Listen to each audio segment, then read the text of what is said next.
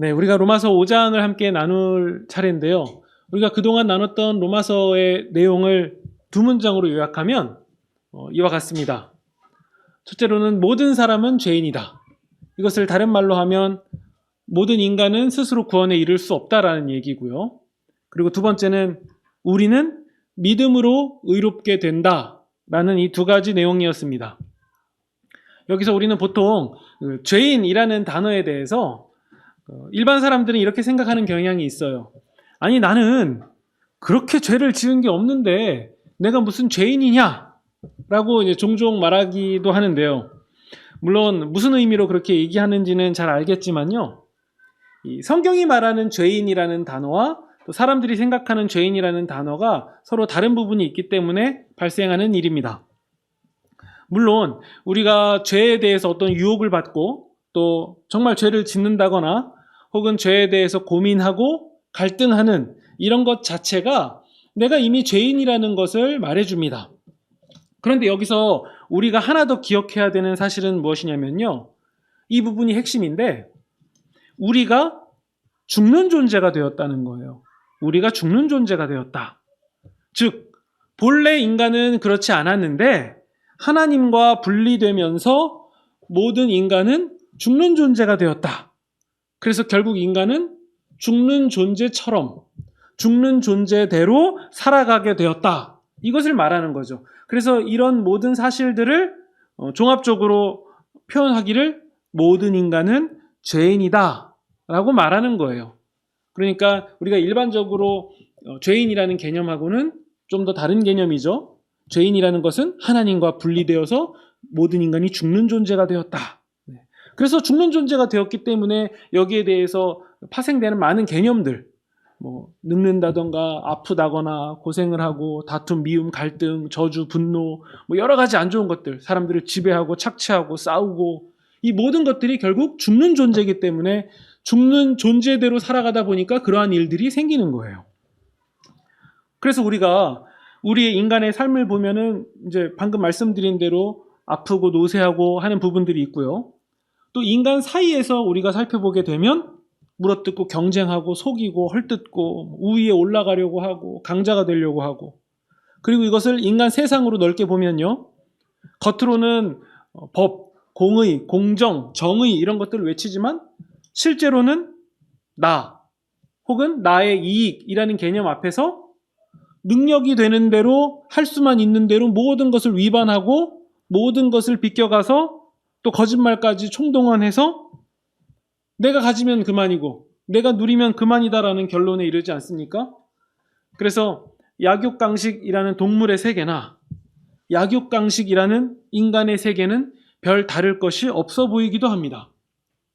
그러면요, 이렇게 모두가 죽는 존재대로 죄인의 성품대로 살아가는 이 세상의 신자, 예수님을 믿는 사람은 도대체 누굽니까? 라고 물어볼 때에 이렇게 정리할 수 있죠. 모두가 죽는 존재, 모두가 죄인대로 살아가는 이 세상에서 죽지 않는 존재로, 영생을 가진 존재로 살아가도록 부름받은 사람들이 바로 신자다라고 정리할 수 있는 겁니다. 이걸 좀 더 구체적으로 표현하면 약육강식으로 점철된 그런 세상에서 약육강식이라는 흐름에 대해 역행할 줄 알고 또 다르게 살아가는 사람들, 그리고 세상을 따르지 않고 하나님을 따르는 사람들, 바로 이 사람들이 신자인 거죠. 우린 로마서를 통해서 믿음으로 의롭게 된다라는 사실을 나누었습니다. 그러면 믿음은 무엇입니까?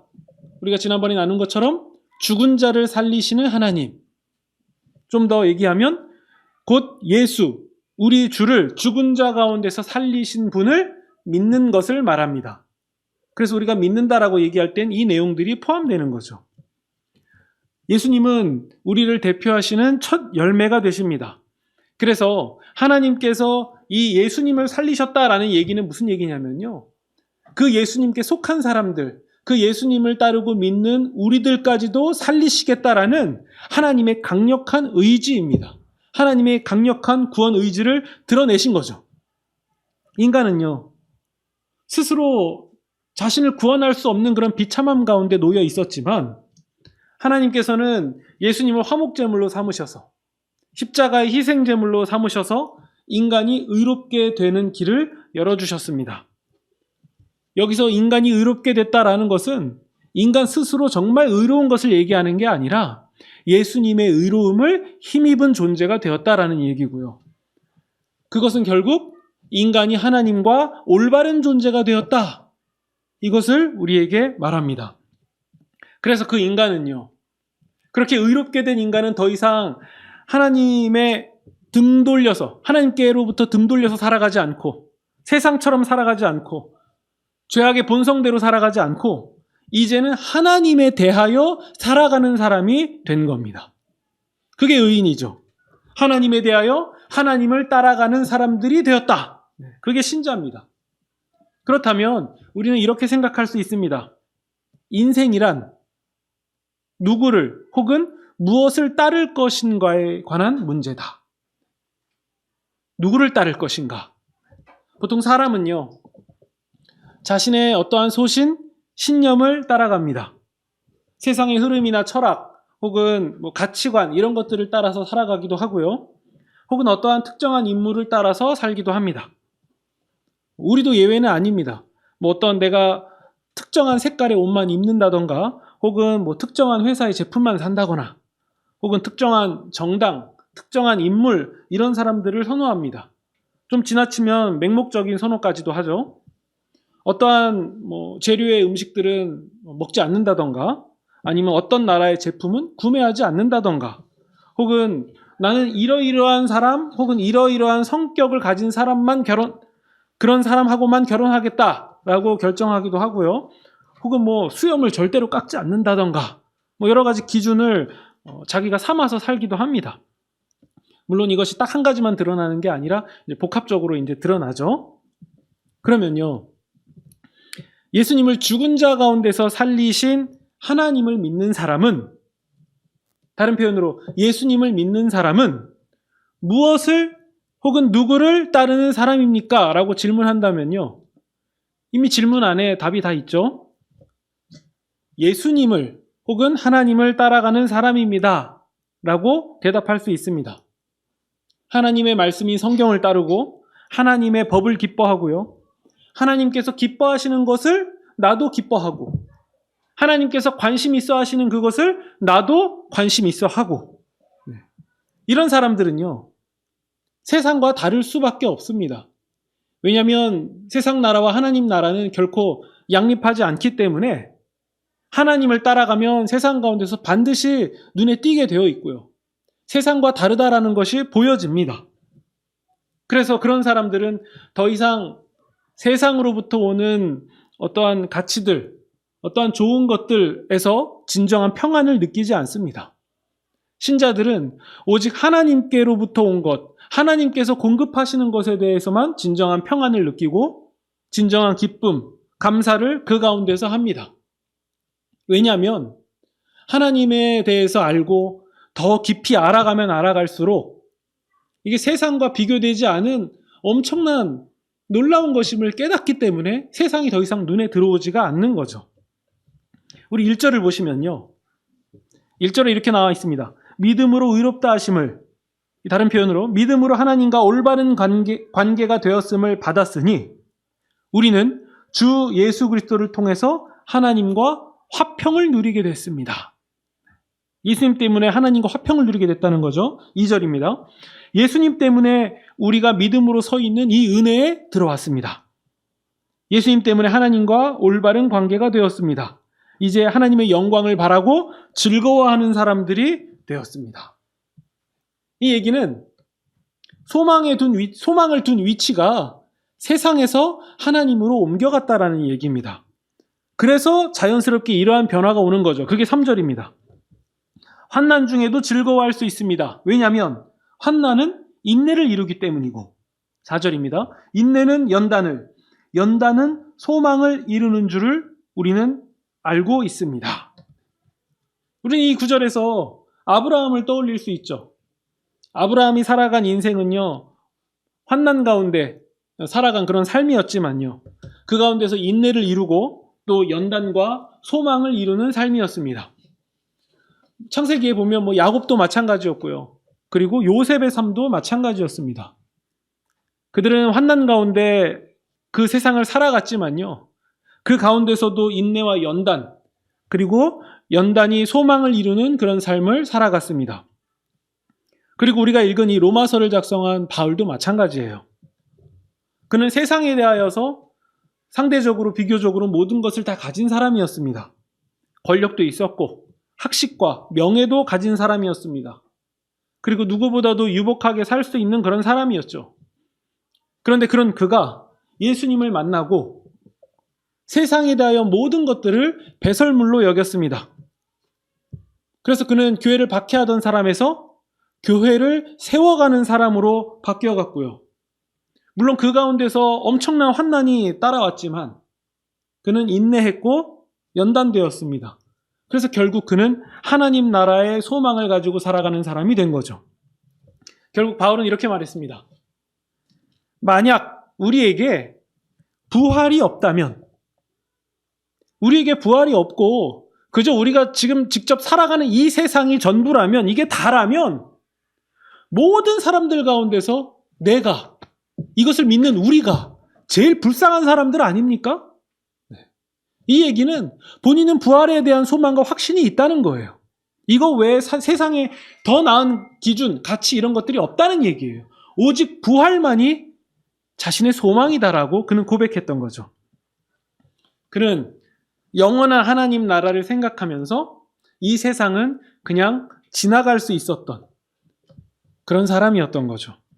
그러면요, 이제 이런 모든 사실들을 가지고 우리가 이 질문 앞에 서야 됩니다. 아니, 우리 하나님은 전혀 아쉬울 것이 없으신 분인데 이렇게까지 당신의 백성을 모으시고 또 소망을 주시고 심지어 예수님까지 주시기까지, 예수님 우리에게 주시기까지 하나님께서 이렇게 바른 관계를 만드시는 이유가 도대체 뭔가? 하나님이 우리에게 이렇게까지 하시는 이유가 도대체 뭔가? 라는 질문 앞에 우리는 서야 됩니다.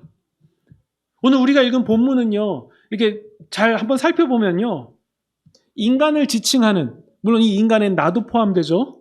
우리를 포함하는 네 가지의 표현을 발견할 수 있는데요. 그게 6절에 보시면요, 연약한 우리라고 나와 있죠. 연약한 우리. 6절 끝부분에는 경건하지 않은 자라고 얘기합니다. 그리고 8절에 보시면 그 인간은 죄인이고요. 10절에 보면 하나님과 원수라고 표현하고 있습니다. 근데 하나님이 예수님을 주셨는데 누구에게 주셨냐면 이렇게 네 가지의 명칭으로 불리는 인간에게 주셨다는 거예요. 사실 우리는요, 이런 사람들을 싫어합니다. 경건하지 않고 죄인 되었고 원수된 사람을 우리가 좋아할 수 있겠습니까? 이런 사람들에게 호의를 베풀라라고 명령이 주어진다면 그 명령은 우리에게 굉장히 버거운 명령이 됩니다. 그런데요, 하나님께서 예수님을 대속제물로 삼으신 것은, 예수님을 십자가의 제물로 삼으신 것은 언제 그렇게 하신 겁니까? 6절에 보시면 나옵니다. 우리가 아직 연약할 때. 그리스도께서 죽으신 것은 누구를 위한 일이냐면 경건하지 않은 자들을 위하여 하신 일이다 라고 본문은 말하고 있습니다. 7절을 보시면요, 의인을 위해서라도 죽는 사람은 거의 없고 선한 사람을 위해서 죽는 사람도 드물다. 그런데 8절입니다. 그리스도께서 우리를 위하여 죽으심으로 우리에 대한 하나님의 사랑을 확증하신 때는 언제입니까? 라고 물어볼 때 이렇게 대답할 수 있죠. 우리가 아직 죄인 되었을 때. 우리가 아직 죄인 되었을 때. 10절입니다. 우리가 하나님께 원수 되었을 때 그의 아들 예수님의 죽으심으로 말미암아 하나님과 화목하게 되었습니다. 그러면 우리가 하나님과 화목하게 된 우리가 하나님의 생명으로 구원을 얻게 되는 것은 더욱 확실한 일입니다. 그러면 우리가 이 본문들을 통해서 특별하게 주목할 수 있는 부분이 있죠. 하나님은 어떤 분이시냐? 도대체 죄인을 구원하신 하나님은 어떤 분이시냐? 우리가 구원이라는 부분을 생각할 때 이 부분도 꼭 함께 기억해야 돼요. 죄인을 구원하신 거예요. 도저히 매력도 없고 베풀고 싶지 않은 그런 은혜를 받기 합당하지도 않은 그런 사람들을 향해서, 그런 인간을 향해서 예수님께서 구원을 베푸셨다는 사실이에요. 그러면 도대체 하나님은 어떤 분이시길래 그렇게 하셨냐? 우리의 구원은 우리의 공로대로 되지 않았죠. 이게 로마서에서 계속하는 얘기예요. 우리의 공로로 구원받은 게 아니다. 우리는 죄인이고 여전히 죄인인 상태에서 변함이 없는 상황이다. 여전히 죄인이다. 바로 이때 하나님께서 예수님을 제물로 삼으셨고, 그래서 죄인인 우리의 죄값이 하나님이 예수님께 물으셨고, 그래서 그 죄가 해결됐으니까 하나님과 화평을 누리게 된 겁니다. 그러니까 우리가 한 것이 전혀 없는데 하나님께 받은 것, 하나님 때문에 누리게 된 것을 우리는 은혜라고 표현하는 거죠. 하나님이 이런 분입니다. 하나님은 우리를 위해 예수님을 보내주신 분이고요. 그래서 우리는 예수님을 보면서 하나님의 성품을 발견할 수 있는 거예요. 아들을 주시기까지 우리를 구원하시고자 하신 하나님의 마음. 그것은 모든 사람을 구원하시고자 하는 하나님의 의지였고요. 하나님의 사랑이었고 하나님의 원하심이었습니다. 사실 죄인이 받아야 되는 결과는 하나예요. 성경대로 말하면 사망입니다. 죽음입니다. 사실 그렇게 해야 공정한 거예요. 공정하다라는 것은 심은 대로 거두는 거잖아요. 그렇다면 죄인은 죽는 게 공정한 건데, 하나님은 그 공정의 틀을 깨시면서까지 하나님은 그 죽음의 값을 예수님께 담당하게 하시고 우리를 구원하셨습니다. 이게 하나님이 우리에게 보여주신 사랑이에요. 그래서 전혀 아쉬울 것이 없는, 그렇게까지 안 하셔도 되는 그런 하나님이 우리를 왜 사랑하셔서 구원을 이뤄주시고 소망을 주시고 하나님과 바른 관계를 맺게 하셨냐라고 질문한다면요, 그것은 하나님의 성품이 그렇기 때문에 그런 거예요. 하나님이 그런 분이기 때문에 그렇게 할 수밖에 없는 거예요. 마치 불은 뜨거울 수밖에 없고 얼음은 차가울 수밖에 없듯이 하나님은 하나님의 성품대로 행하실 수밖에 없는 겁니다. 그래서 전적으로 무능한 우리 같은, 전적으로 타락한 우리 같은 인간에게 하나님은 하나님대로 구원을 베푸실 수밖에 없는 거죠. 그분이 하나님입니다. 여러분, 왜 우리에게 소망이 없고 하나님께 소망이 있냐면, 우리는 죄에 대해서 철저하게 유능하고 우리는 죄를 사랑하는 존재라서 우리에게 소망을 찾을 수가 없는데, 하나님이 하나님 되시기 때문에 우리에게 소망이 있는 거예요. 하나님이 하나님의 의지대로, 하나님의 성품대로 우리에게 행하실 것이기 때문에, 그래서 우리에게 소망이 있다라고 고백할 수 있는 거예요. 우리의 소망은 철저하게 하나님이 하나님 되심에 있습니다. 그 하나님은 자신의 성품대로 결국 우리를 구원하셨고 하나님에 대한 사랑을 우리에게 확증하셨고, 이것은 하나님이 하나님 되심 그대로 행하신 결과였습니다. 우리는 보통 하나님을 얘기할 때 나 자신에 대해서 혹은 나의 지식에 대해 지식의 근거에서 하나님을 이해하는 경향이 있습니다. 심지어 왜곡되고 망가진 관계를 토대로 하나님을 이해하기도 합니다. 그래서 하나님을 생각할 때 하나님을 마냥 두려운 분으로만 생각하는 분도 계시고요. 혹시 수가 틀어지면 우리를 구원하신 것을 취소하시는 분이시지 않을까? 혹시라도 나를 버리시거나 나를 인도하시지 않는 건 아닐까? 나와 동행하는 것을 별로 좋아하시지 않는 분은 아닐까? 혹은 하나님이 나를 징계하셔서, 나를 치셔서 내가 이런 일들을 경험하는 것이 아닐까? 여전히 하나님이 나를 용서하지 않는 부분이 있고, 그래서 내가 이런 상황, 이런 어려움, 이런 징계 가운데 있는 것은 아닐까?